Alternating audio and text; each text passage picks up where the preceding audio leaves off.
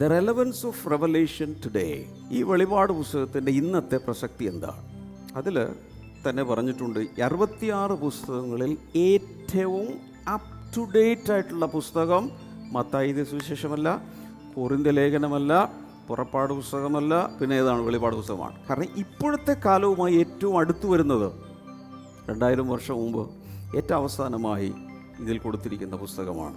കാരണം it gives us a big picture, ഒരു മൊത്തത്തിലുള്ള അവലോകനത്തിൻ്റെ ഒരു കാഴ്ച അത് നമുക്ക് നൽകും.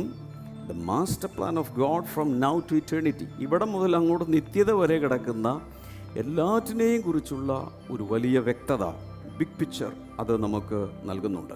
ഇനി ഈ റെവലേഷൻ്റെ വേറൊരു പ്രത്യേകത എന്ന് പറയുന്നത്, it is both immediately relevant to the first century church and also prophetic for the consummation of history. എന്ന് പറഞ്ഞാൽ 1-ാം നൂറ്റാണ്ടിലെ ആളുകൾക്കും ഇത് വളരെ പ്രസക്തമായിരുന്നു. അതിനൊരു പ്രധാന കാരണം, 1-ാം നൂറ്റാണ്ടിലെ സഭ അന്ന് റോമൻ സാമ്രാജ്യത്തിൻ്റെ അതിഭയങ്കരമായൊരു പീഡനത്തിലൂടെ പോയി. അന്നുള്ള ആളുകൾ വിശ്വസിച്ചിരുന്നത് ഇതാണ് മഹോപദ്രവകാലം, ഗ്രേറ്റ് ട്രിബുലേഷൻ എന്ന് പറയുന്ന ഇതാണ്. എന്ന് മാത്രമല്ല, ആ സമയത്ത് കർത്താവ് വരും, ആ തലമുറയിൽ കർത്താവ് വരും എന്നാണ് അവർ വിശ്വസിച്ചിരുന്നത്. അത് കഴിഞ്ഞ് അടുത്ത നൂറ്റാണ്ട് കഴിഞ്ഞു, ഇന്ന് നമ്മൾ 21-ാം നൂറ്റാണ്ടില്ല, ഇതുവരെ കർത്താവ് വന്നിട്ടില്ല.